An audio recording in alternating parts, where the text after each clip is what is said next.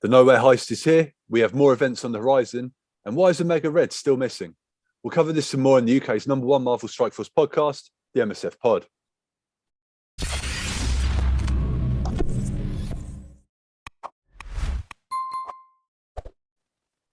Greetings, Commanders. Welcome to episode 60 of the UK's #1 Marvel Strike Force podcast, the MSF Pod. This podcast covers everything that's happening in the world of Marvel Strike Force, which is a mobile hero collector game available wherever you play your mobile games. We are the lads from 4Play Gaming. You will find us on YouTube under that name. Don't forget to follow, subscribe, and tell all your alliance mates about us if you enjoy this podcast. And a massive thank you to you for your support. We are looking for MSF Pod sponsors, so if you're interested, send us an email to 4pgamingteam@gmail.com. Introducing the crew today, we have the Kitman and resident expert on all things Marvel, Digz. How are you, mate? Good, mate. You good? Yeah, man, I'm all right. Next up, they say he's great at ISO 8. We have the local expert on ISO classes, Mr. ISO 8, Adam. How are you, mate? Hey, mate. Yeah, good, thanks. Okay. Okay, and my name is Luke. Okay, gentlemen, first and foremost, did you guys get any good pulls this week? Any upgrades, red stars, and what have you been working on team-wise? I think, Adam, you're first this week. Yeah, sure. So I'm just working on, finishing Dark Dimension 4 again. I haven't actually had any, good pulls that are worth talking about or anything, so nothing crazy's happened.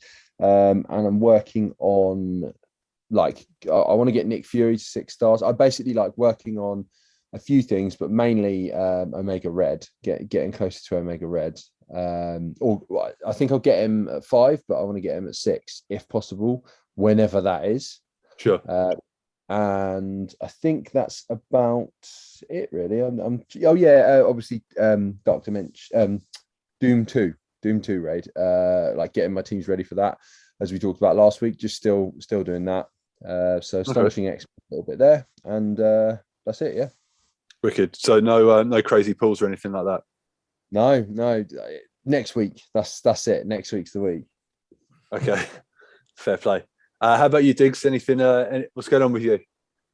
No crazy pulls in terms of characters. I did pull 2 million gold out of a gold orb yesterday, I think, or the day before, which was drastically needed. So that's probably the most exciting pull I've had. I feel like I did get something all right out of a red star. Again, nothing crazy, no 6 or 7 star, but I think I got a good or a useful 4 star, but I can't remember who it was. And just working on, I haven't really worked on much this week, to be honest. I did a little bit on my astonishing X-Men, who are still drastically underpowered for Doom 2, and I find myself not wanting to put much more into them because I'm like, how much better are they going to get? They're all between 75 and 80. They're all gear tier 13, or I think they're all at 14 apart from Iceman, who's like 2 bits away from 14. Right. And they're just not getting it done in Doom 2. They're good, don't get me wrong. They're a good solid team. Mm. Do I want to really put this much more into them? When I swear, by the time I finish doing it, they'll bring out a new mutant team that'll be better for the raids, and then I'll be like, oh, wish I hadn't wasted all that gear. So a little bit on them, and trying to get Doom up to tier 16 just for the lols. That's cool. Okay. Nice. So no crazy pulls or anything like that? No, nothing exciting. Like I say, 2 million gold out of the gold orb. That was I was happy as Larry with that. Nice, man. I'm quite interested in what you just said. By the time I've done that, they'll have brought out a new mutants team. Do you think that's coming? Well, the Apocalypse team is coming. Apocalypse and the Horsemen, and I assume they're all going to be mutant. Okay. So, Captain Birdseye's just arrived by the sounds of it.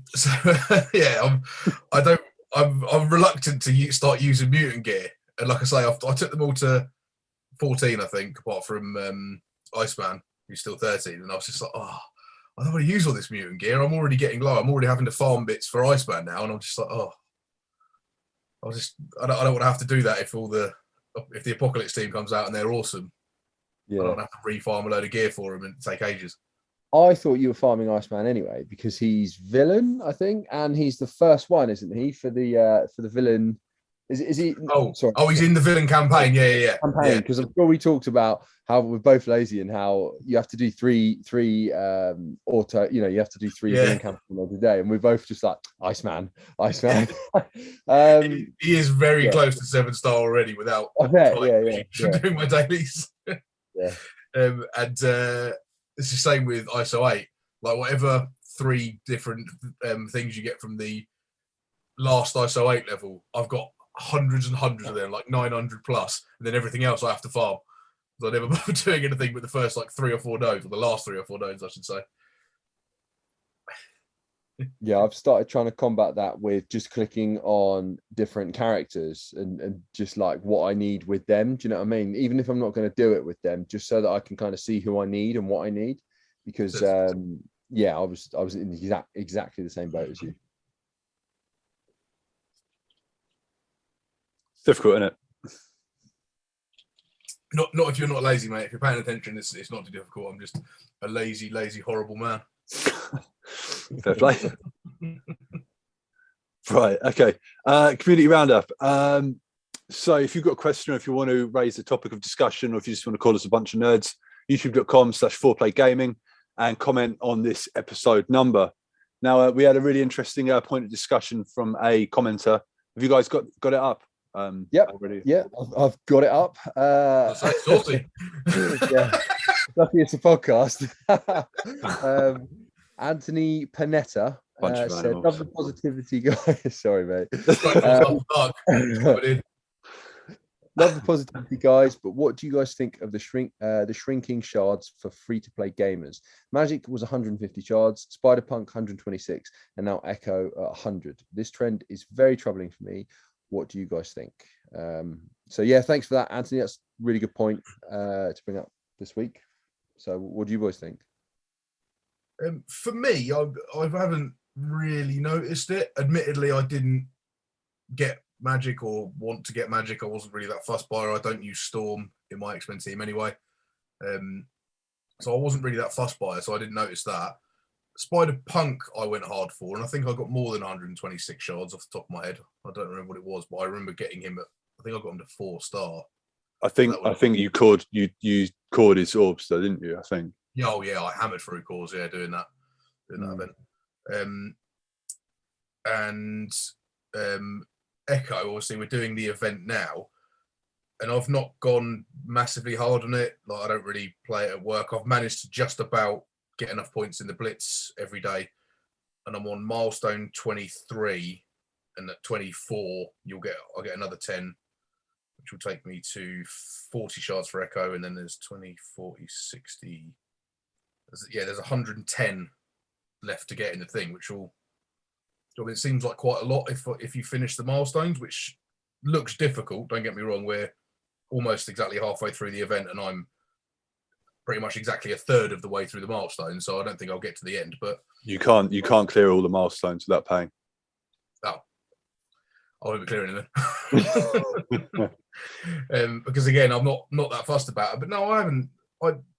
I tend to find that characters that I really want and really want to be good, I can core enough to do that for the most part. And then characters I'm not that fussed about, I'm not fussed.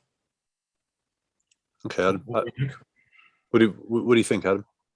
So, I mean, it's a really interesting point because I hadn't thought about it, and it's clearly happened. My argument is that as long as it's fair, it's not like everyone else is getting 150 shards for Echo and I'm getting 100.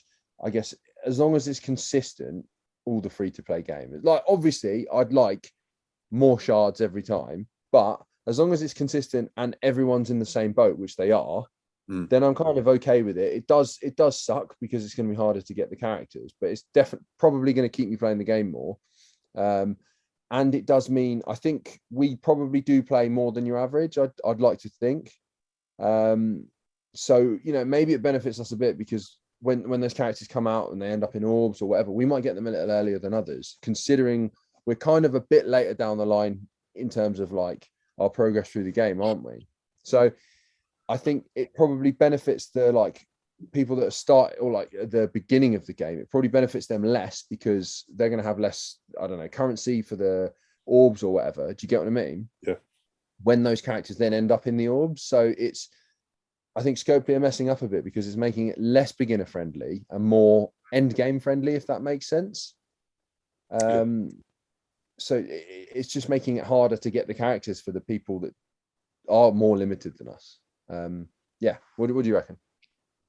No, I mean, I agree. I mean, to Anthony's point, he's saying that every event we've had where the shards available for free to play players is now steadily declining. So they're giving us less and still making us work just as hard for it.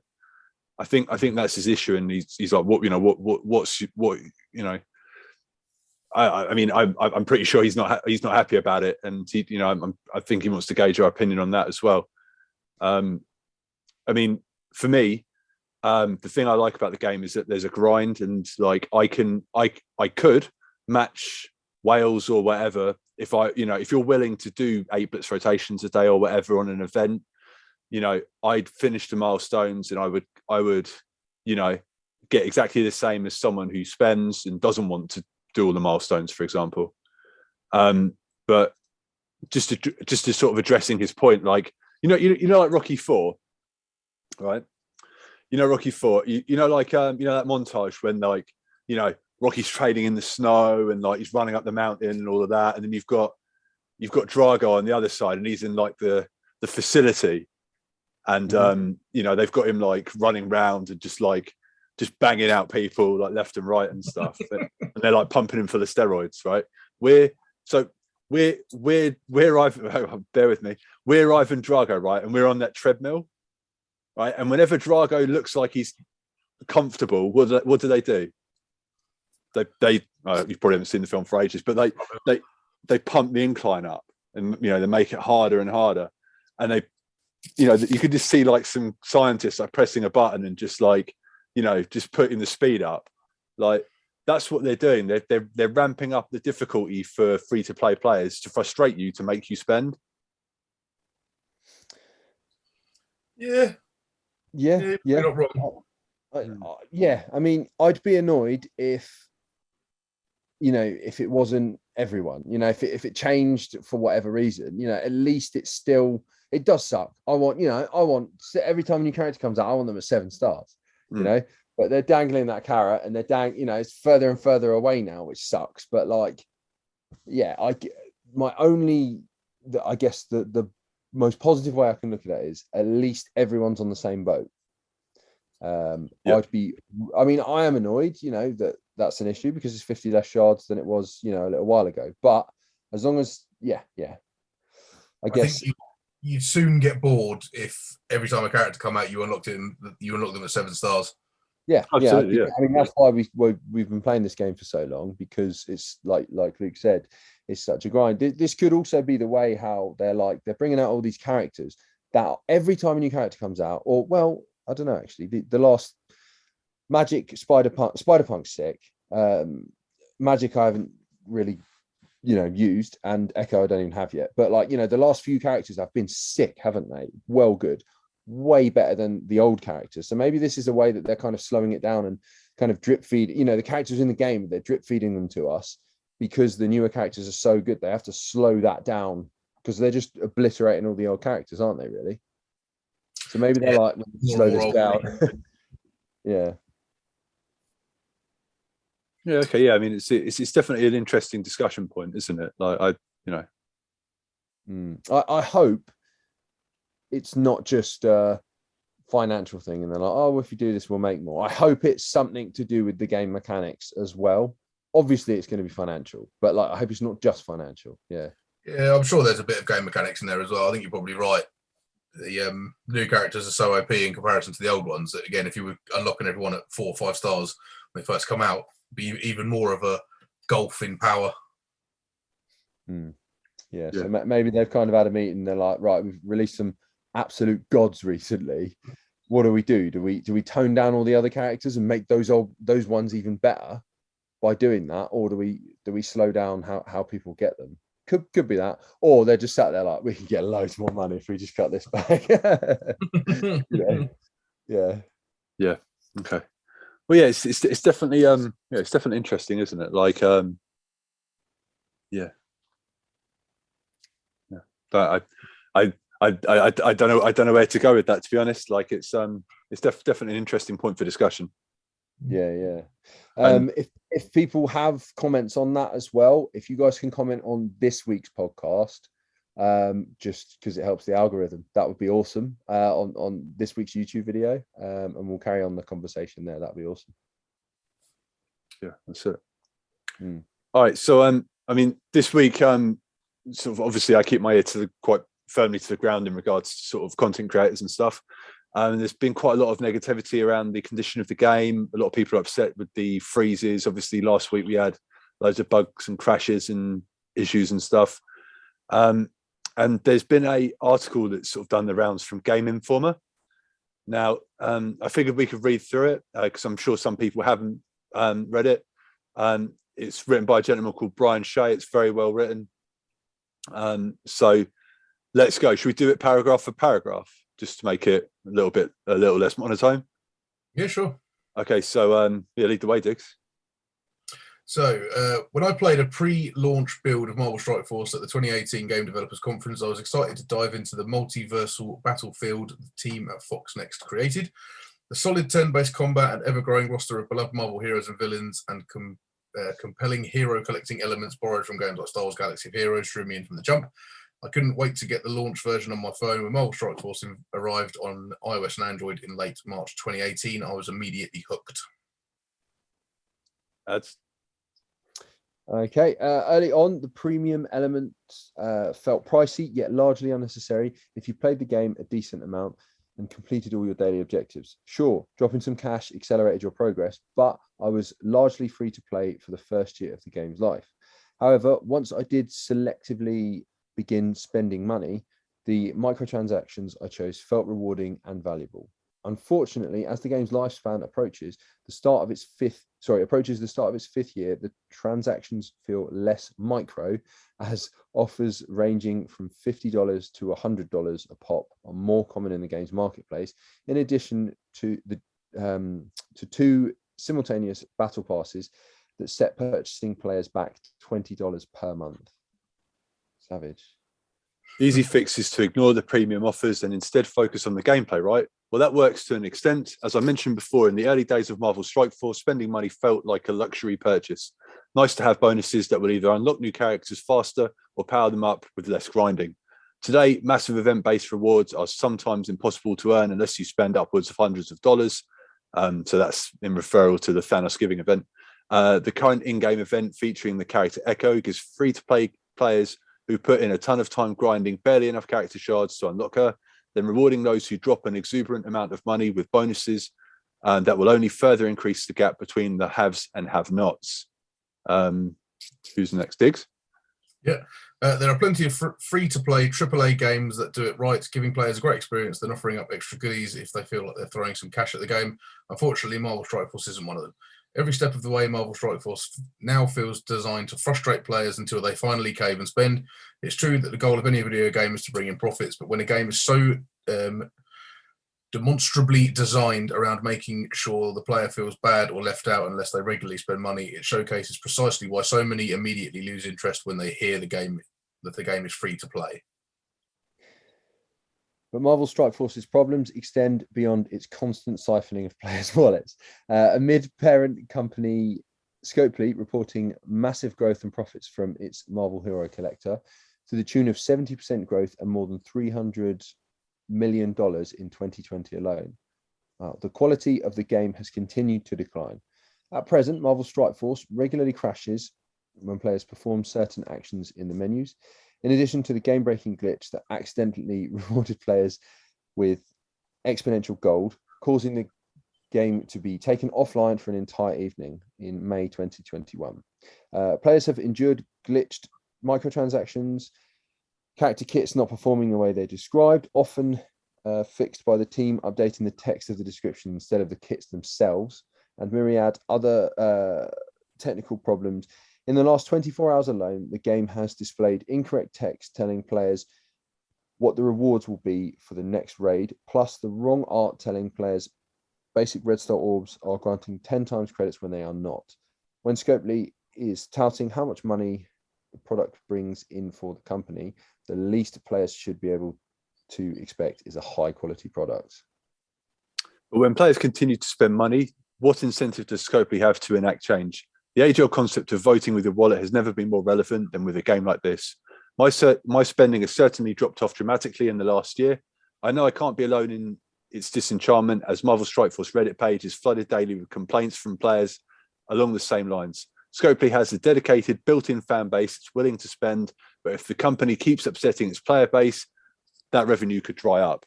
It's anecdotal at best, but my alliance has had problems over the last 2 years filling vacancies left by players who have got upset at the greed-driven design and quit the game. Diggs?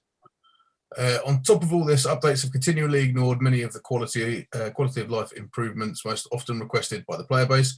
The unfriendly RNG-heavy Red Star system has been disliked by many since its inception, while the real-time arena mode introduced in 2020 fell flat within the community, only adding to the amount of screen time Marvel Strike Force asks of players. And Marvel Strike Force requires a lot of time and commitment on top of any purchases you decide to drop money on. Marvel Strike Force respects your time about as much as it respects your budget. Me? Yeah.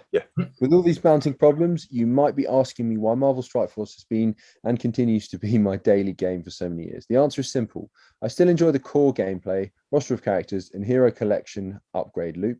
However, as the problems persist and the game design centered on frustrating players until they plop down cash becomes more apparent, my continued dedication becomes more difficult to justify. Now, not unlike a favorite restaurant taking a dive in quality while upping its prices, I have a difficult, somewhat sad choice to make in the near future.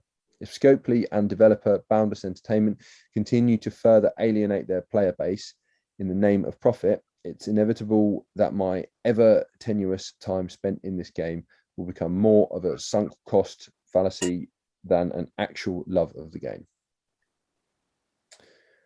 So it was written by Brian Shea, senior editor at Game Informer. Pretty interesting piece. What did you guys think of that? Yeah, it's interesting. Yeah, I don't necessarily agree with everything he says. He has got some very valid points, but yeah, it's interesting. Yeah, same as what Diggs is saying there. I mean, yeah, it's is it more of a like beginner friendly game? You know, are they just trying to, you know, for every however many of the like end game players that quit, they're going to get a lot more newer players doing the microtransactions and stuff. It's clearly working what they're doing with that kind of profit. So they know what they're doing with it, and it's working for them. You think of it as a business. Yeah, fine, the game might be broken sometimes, but it's working as a business. And the crashes, it's not obviously taking a dive. So I can't imagine they're going to change anything massive. Why would they? No, exactly. Yeah, you're right. I just thought it was an interesting, just an interesting article just to read through. Like, obviously, we're not really spenders. You know, that guy clearly was at one point. And we like I say, I like to cover all sides of the spectrum. So, or whatever it is. So yeah, I thought it was interesting. I'd love it if Scopley replied to that. Yeah, me too. Shut up, Brian. Yeah, that'd be great. Yeah, like just a comment like underneath, like yeah. Okay, cool. All right. Yeah. So in regards to like the negativity and stuff in the community, like content creators across the board have been talking about that. So I'm not going to drag us into that as well. It's let's focus on some fun stuff instead. So yeah. Right. Okay. So Black Bolt's event was this week. So congratulations to all that unlocked him. Did you guys are 7 stars with the Black Bolts, aren't you? Nice. Okay. Black Bolt stick 2 C's, mate. Nice. And and then randomly Dr. Octopus just randomly pops up out of nowhere, which is cool. Did you upgrade to Doc Ock or? Did I grab my Doc Ock? No, I think he was already 6 stars if I remember rightly. Right. Okay. Okay. Just quickly double check while we're talking. Yeah, he's already 6 stars. Yeah, and I definitely can't get him to 7 yet. Right. Okay. They went like mad on legendary events this week, right? I swear every day I was just like, oh my god, there's another one. Yeah. So we had all the ones that we discussed in the blog post last week, and then, like I say, Dr. Octopus just randomly appeared. Like no announcement of it last week in the blog post. He just popped up like Doc Ock out of nowhere. Times. Okay. So the mirror image event started on Saturday, UK. Started on Saturday. So how are you guys getting on with it after a week? You enjoying it or? Yeah, mate. I said it when we were talking about it last week. I love an event like a milestone event. I'm not a big fan of blitzing, but I mean, even I can just about keep up with it. So I'm getting all those milestones done, and it's basically more stuff for doing what I was already doing, apart from a little bit more blitzing. But it's not criminal amounts. I'm not setting alarms and stuff like that. So yeah, I'm really enjoying it. Love a store. I bought a load of teal gear for Doom, my boy. So yeah, I'm excited. Speaking of which, we're gonna do some right now. Boom. Awesome. How about you, Adam? You enjoyed it? Yeah, same as Diggs. I mean, to the point where when you said the mirror image event, I was like, whoa, what, for a second? Because, yeah, it's just another milestone for playing the game like we do. So yeah, I love it. Yeah. What do you think? Yeah, no, same. I know a lot of people are a little bit upset about, losing, not getting enough shards for Echo and all of that. But like, it's not an eternal, so I'm not fussed. Yeah. The thing is, sorry, I didn't mean to interrupt you. The thing is with that, right, is if they stopped, like, I don't know what milestone you can get to as a free-to-play player that's spending money. Let's say, for argument's sake, it's milestone 30, right? Mm-hmm. So if they just put this event out and it stopped at milestone 30, and you could get there without spending any money, would everyone be happy with that? Do you know what I mean? Like, you could unlock Echo, or let's say milestone 31, because that's the last time you get 33. You get 20 shards. Yeah. And the event stopped there. You could get there if you grinded. You didn't have to spend money. Would everyone be happy with the rewards they're getting there? Chances are they probably would be. But then because there's seven more milestones after that, let's say for argument's sake, that you can only get by spending money, people are like, oh, I can't get them now. But you can if you want to spend the money doing it. Yeah. And if they didn't make them available, then no one could get them. So there's not really a downside. Do you know what I mean? They could put those in and I suppose make them available, but the argument might be, well, we did. You can get to this milestone. Those are your extra rewards. And if you want more rewards, open your wallet. Yeah. Do you know what I mean? Yeah. It's almost I think the ire comes from them not saying that in like the blog post prior to the events. You know what I mean? We've got one coming up in this blog post where they're what's the word, transparent about it. You know what I mean? It's like, I think it's a core event. It's like, spend your cores, you'll get this. And it's like, okay, cool. Well, I know to spend cores. If they were like, up to this point, free to play, great. But, if you want to spend, like, here's the additional milestones. I think if they were more transparent about it, I think people wouldn't be as upset. I don't know, maybe. I don't know. Just an idea, Scopley, if you're listening. Which probably not. Like a deluxe edition of like an album. I mean, you buy an album that's got 12 tracks in it, you're happy. Then if a deluxe edition's available with 6 extra tracks, but you got to spend an extra $10, like, oh, I can't believe I can't get them without spending more money. Yeah, it's exactly the same thing. It's just they're not being as upfront about it. Yeah, totally agree. Yeah. Okay. Right. Speaking of events and stuff, we had the Nowhere Heist today as well. How did you guys get on with the Nowhere Heist? Oh, was that started today? Mm-hmm. Oh, well, let's find out. I haven't done it yet. How about you, Adam? How did you get on? Yeah, me too. I haven't done it yet. Wow. Doing well on the Marvel Strike Force podcast, really. How are you getting on with it, Luke? I have done it. I went up to tier 4, which is what I said I was going to do last week. Is that tier where you get like tier 13 or whatever? Yeah, that's tier 13. That's everyone's 6 stars. And then tier 5 is everyone 7 stars, and my Dr. Octopus is only 6. So that's as far as I could have gone anyway. So there's no point upgrading all the characters and spending all the money. So I went to 4 and left it. Did you find it difficult? No. I mean, apart from your Doc Ock, none of those other characters are particularly huge, are they? I can't remember, buddy. But I played through it as well, just because I didn't want, because you get 7 goes, don't you? And I didn't want to waste a turn. I wanted to get maximum rewards out of it. So yeah, I mean, my Kitty's 82, Doc Ock's 81, my Star Lord is 70, and then Invisible Woman and Rocket are 65. So it's as bare bones as it gets. So what was your total team power? This was, you got that to hand, have you? I haven't got. I could jump into the event actually. Give me a second. No. So I'm just doing mine. I've just done the first level, which obviously, understandably, was easy as you like. My total team power is 443. Yeah, I think you'll probably be okay. I can't go into it because I've done all my attempts. Yeah. So yeah, I can't give you an answer on that, mate. But yeah, you'll probably be okay. Yeah, I'd like to think so. I mean, the important characters, in my opinion, are high level, just like you, Doc Ock and Kitty. Invisible Woman's pretty high as well, but so yeah, I'd like to think I'll be all right. Decent. Okay, and while we're talking about events, the Catalyst event. How did you guys get on with that? The old Talk to the Hand event.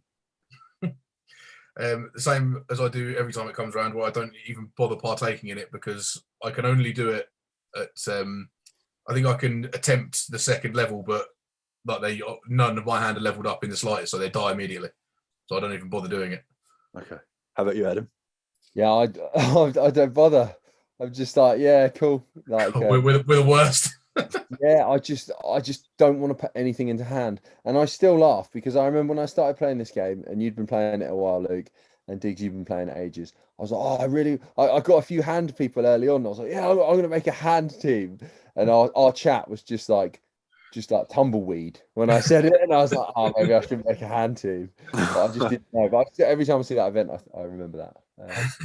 Yeah. Nice. All right. Well, still a noob. Yeah. Not at all. I took my hand sorceress up to 5 red. So I went and did. I'm 5-star hand, mate. Five points in the old staff, or 5 points in my hand, or whatever. Nice. God, these rewards again, aren't they? 9 7 red star tokens. Cheers. You need 5,000 and you give me 9. That is laughable. So I mean, with the Nowhere Heist event, if you complete it, so tier 7, you'll get an elite 7, a full elite 7. Well, at least that's one good thing, I suppose. Well, it is until you pull a member of the hand. But very true, yeah. Yeah. But then after that, I think it'll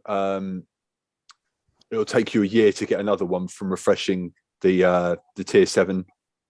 So if you went all the way to tier 7, it'll take you a year to get another elite 7 credit. So just so you know. I mean, to be fair, I've been playing this game 2 years and I haven't got 3 years and I still haven't got a single elite 7. So wow. At least it's a way of getting it. Should I want to do that? Yeah, absolutely. They need to put more relevant characters into this ice if they want me to do that. But until they do, it won't be happening. It's like the Ocean films. They just keep adding more famous people. Like keep adding more, more characters. Okay, so in other news, we got a in-game notification saying that Kate Bishop is going to be a Blitz. Lovely, good times, wonderful. Okay, let's get into this week's blog post then, gentlemen. How's that sound? Sounds good. Let's do it. Aces. Jubilicious there with some swanky jacket. Puffer, early 90s puffer. That's it. So, what's the brand that does those? I can't remember. I think my brother had a Helly Hansen yellow puffer jacket back in the day. Check you out. Yeah. All right. Okay. So, Ads, do you want to start this off? Festival of Fortune. Yeah, let's do it. So, just in time for fashionably late celebration of Lunar New Year is the upcoming Festival of Fortune event. Start spreading good fortune on February 18th at 4 p.m. PST and light up your roster with rewards, including Jubilee's new costume during this limited time event. Alliance donations and Festival of Fortune Orb. Donate to your Alliance in the Alliance donation section to earn Festival of Fortune Orb fragments. In addition to the chests rewarding Festival of Fortune Orb fragments, we've added new rewards, new reward threshold and refresh cost for Alliance donations for this event. The donation milestones, thresholds, refreshes, and chest rewards will revert back at the end of Festival of Fortune. Festival of Fortune Orb will contain gold, T4 materials, and a chance to earn gold promotion credits. Opening each of these orbs scores points towards the Festival of Fortune milestone that rewards teal, orange, and purple gear, as well as gold flash bits. Cool. Jubilee's costume.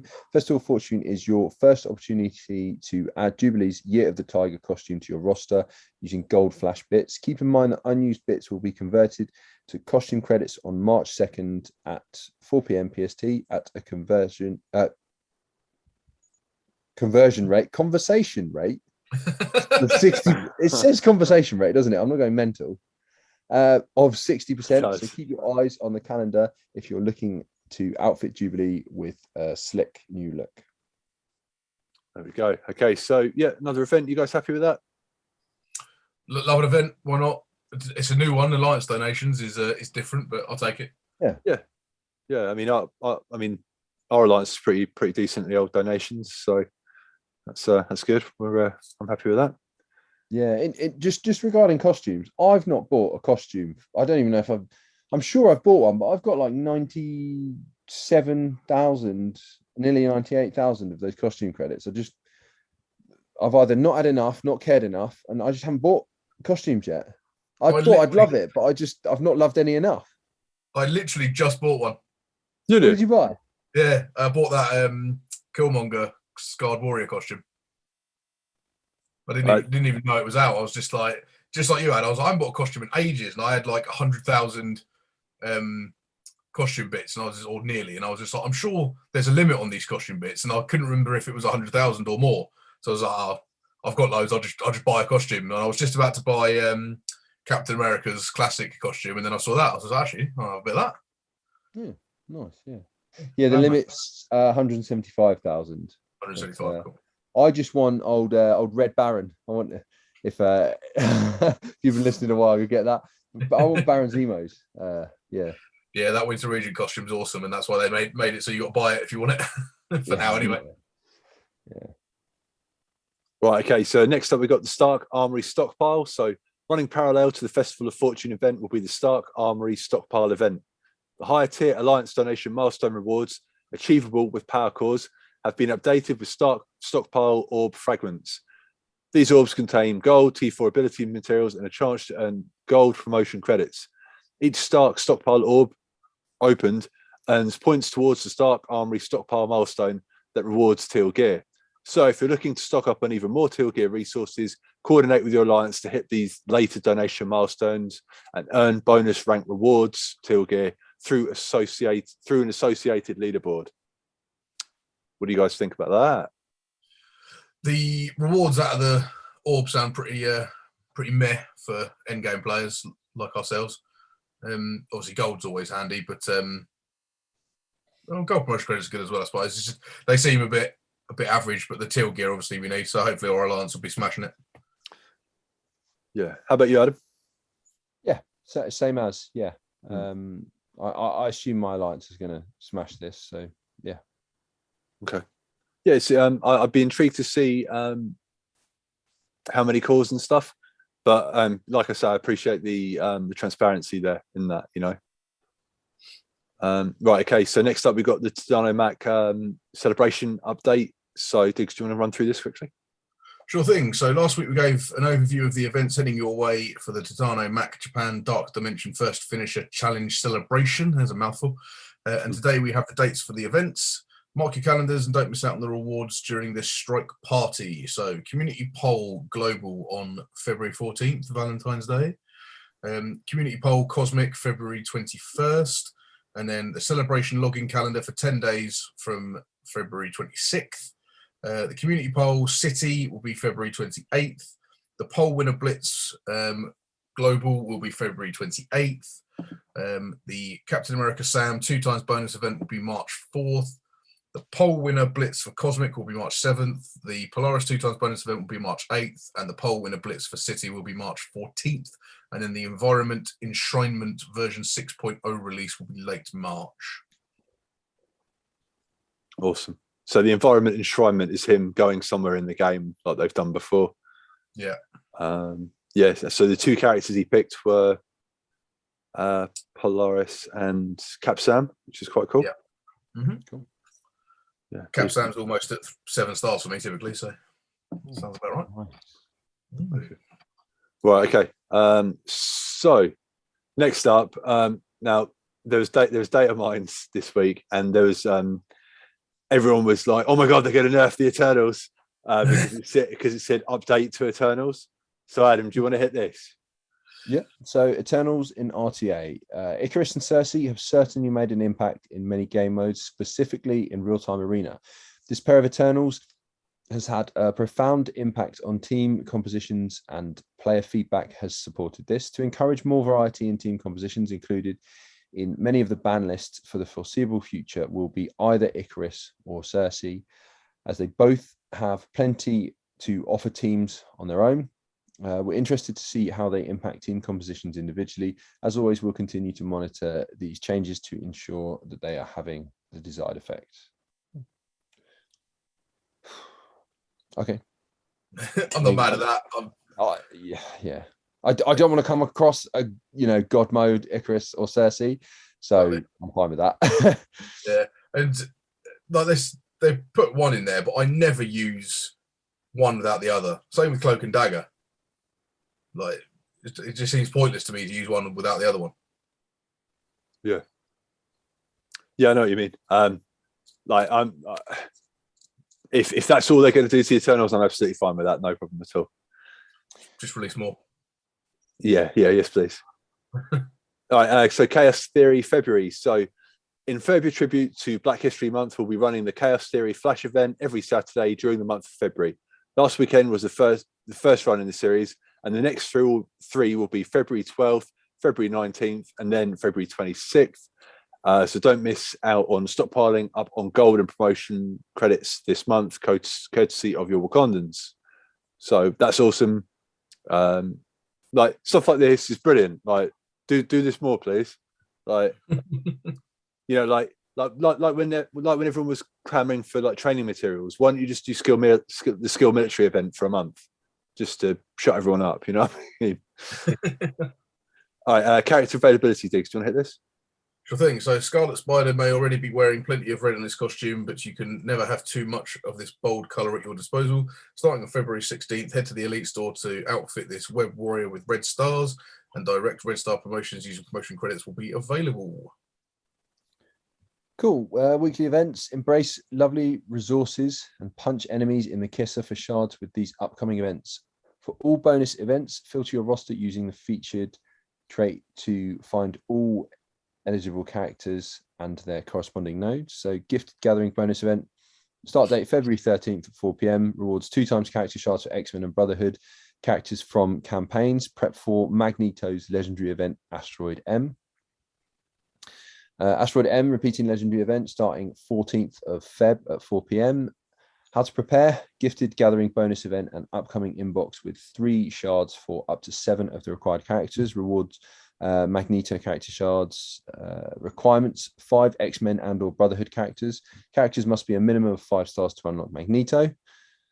Unconditional Love Blitz, start date February 14th, 4 p.m. Rewards Unconditional Love Orb fragments contain shards for some of Strike's most famous couple, buddies, families, and other lovely rewards. Training Gain bonus event, start date February 14th. Rewards 2x training modules for campaign nodes. Then the PIM Acceleration bonus event, February 16th, 4 p.m. 2x character shards for PIM Tech characters from campaigns. Prep for Jubilee's legendary event, like Totally Jubilee. Shall I carry on? Yeah, man. Cool. Like Turtley Jubilee Legendary event. Start date February 17th at 4 p.m. How to prepare. PIM acceleration bonus event. Rewards Jubilee character shards. Requirements: 5 PIM tech characters who must be a minimum of 5 stars to unlock Jubilee. Then Bionic Detective Blitz, which is February 17th at 4 p.m. Rewards Misty Knight character shards. Merc Mayhem, February 17th. Rewards 2 times character shards for mercenary characters from campaigns. Prep for Payday Gold. And then Energy Overload bonus event, which is February 17th. Rewards: receive 240 campaign energy instead of the normal 120 when refreshing campaign energy, which is cool. And that was this week's blog post. So you guys pleased with some of the events coming up and stuff? Yeah, more events the better, mate. Yeah, buddy. Yeah. It's just something different. It's always worth it. Yeah. That's it. Have you guys? I think we got an unconditional love orb the other day. Did you get on okay with it or? No, it was terrible. Oh really? Okay. Yeah, I can't remember what I got, but it was like that's how unnoteworthy it was. Because when I saw the picture, I was just like, oh sweet, it's the cloak or dagger shards. No, it isn't. Yeah. It also sounds like something you would buy from Ann Summers, the unconditional love orb. Yeah, 100%. Yeah. Yeah, well, say no more on that. And the old Bionic Detective Blitz, Misty Knight, that's good. If you are after Misty Knight. Buy her in the Blitz store if you're after Misty Knight. Yeah. Yeah, I already have. She's 7 stars. So. Yeah, mine's nearly 7 stars. Yeah. Okay. Update the arena store. Not the arena store, the wall store. Come on, like. No, the arena store. You mean the arena store? Yeah, you're right to start with. Oh, I mean the arena store. No, keep the war store. Is that Mary Hill at the moment in the war store? Yeah. Yeah. Keep that. That's cool. Arena store. It's too late, mate. They're like, oh, you want to update to the war store? Good luck, Commanders. They stop listening immediately. Yeah. For the low price of 5,000 war credits, you can get 4 shards of a random character. Yeah. I mean, Pyro. What's Pyro doing in the war store? Yeah, he should be on. He should be on a node by now, surely. Yeah, it should be. Like an early like villain node or something like that. I was going to say Heroes 1-2 he should be on. Toilet. Yeah. Shouldn't be called Pyro, it should be called like Toilet Dark. I don't know. It's like dear me. One way you were going with that. I was just like, I can't think of a pun that he's going to use it. Yeah, I was going to be really lewd and decided against it. Right. Okay. So, how many people have beaten Dark Dimension 5 as of today, gentlemen? 57. I can't remember how many it was last time. So, how about you, Adam? 80. 80. Right. Who is closer? So Adam went 80. Diggs, what did you go with?